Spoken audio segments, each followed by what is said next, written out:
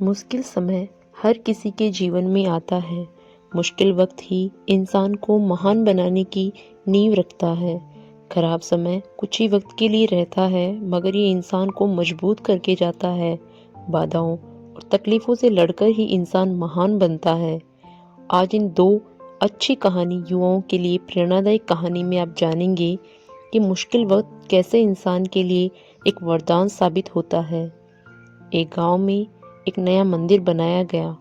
फिर उसमें मूर्ति के बनाने के लिए एक मूर्तिकार को बुलाया गया और मूर्तिकार से कहा कि मंदिर में मूर्ति रखनी है, कोई अच्छी सी मूर्ति बनाकर लाओ।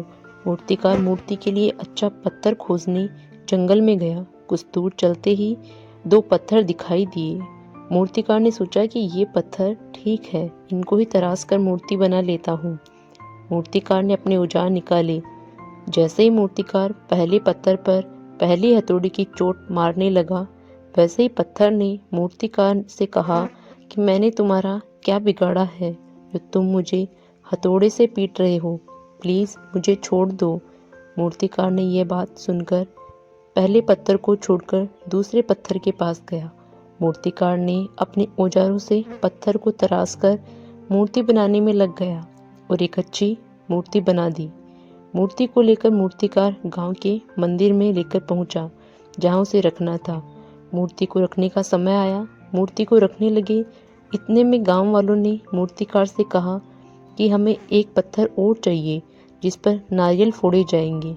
मूर्तिकार को तुरंत उस पत्थर का ख्याल आया जिसे वह जंगल में छोड़कर आया था। मूर्तिकार जंगल में गया और पत्थर को ले आया।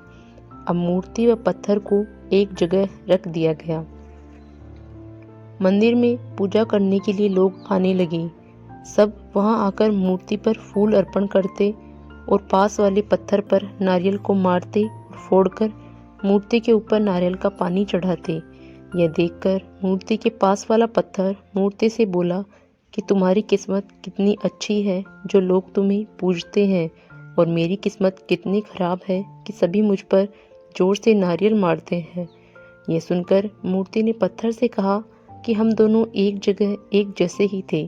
तुम्हारी किस्मत भी अच्छी होती अगर तुम कुछ दर्द सह लेते, मगर तुमने हथौड़े की चोट नहीं सही और तुम आराम से वहीं पड़े रहे, और मैंने लाखों चोटों को सहन किया है। जब जाकर मेरी किस्मत ऐसी हुई कि अब लोग मुझे पूजते हैं। आराम व मुश्किलों से बचने का फल यही होता है।